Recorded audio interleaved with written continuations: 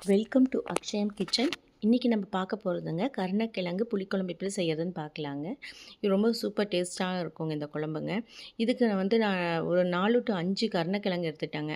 கருணக்கிழங்கு வேறேங்க, சேப்பங்கிழங்கு வேறு, சேனக்கிழங்கு வேறு. இது இப்போ எடுத்தது கருணக்கிழங்குங்க. அது குக்கரில் போட்டு நல்லா மண் போக அலாசிட்டு வேக வச்சிடணுங்க.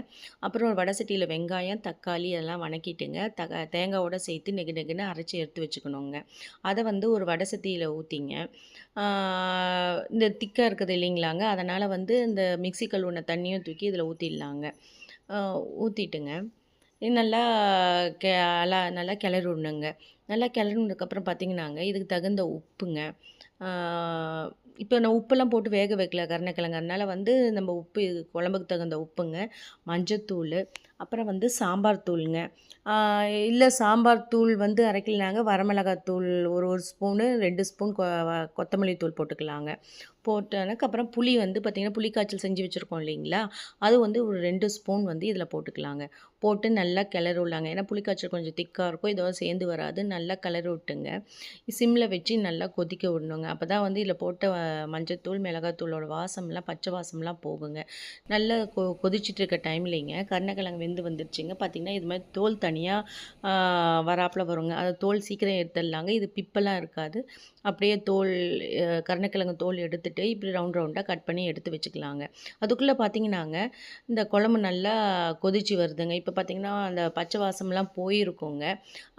இப்போ முன்ன இப்போ கொஞ்சம் திக்காக இருக்குது இல்லைங்களாங்க. இந்த கன்சிஸ்டன்சி பார்த்திங்கன்னா முன்ன இப்போ திக்காக இருக்குது. நம்மளுக்கு என்ன கன்சிஸ்டன்சி தேவையோ அதுக்கு தகுந்தப்பில் எடுத்துக்கலாங்க. இப்போ நம்ம வேக வச்சு கட் பண்ணி எடுத்து வச்ச கருணக்கிழங்கு இதில் போட்டுடலாங்க. போட்டுட்டு இதுக்கு நல்லா ஒரு கிளறி விட்டுங்க. இது மறுபடியும் சிம்மில் வச்சு ஒரு 2 நிமிஷம் நல்லா வேக வைக்கலாங்க. ஏன்னா கருணக்கிழங்கு தனியாக வெந்திருக்குங்க.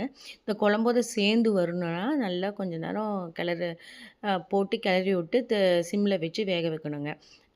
அது பெருசாக ஒன்றும் குழையாதுங்க, அது போட்ட மாதிரியே தான் இருக்குங்க. நல்லா கொதித்து வரும்போது பார்த்திங்கனாங்க, நான் இப்போயே குழம்புல நல்ல மணம் வருங்க. இப்போ பார்த்திங்கன்னா இந்த குழம்பு முன்னக்காட்டி இப்போ திக்காக வந்துருச்சுங்க.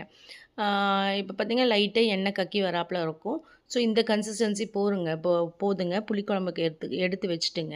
இதுக்கு முக்கியமான விஷயமேங்க தாளிப்பில் தான் இருக்குதுங்க. நான் கொஞ்சம் நல்லெண்ணெய் கொஞ்சம் ஊற்றிங்க. நிறைய நல்லெண்ணெய் 2 ஸ்பூன் நல்லெண்ணெய் ஊற்றிங்க.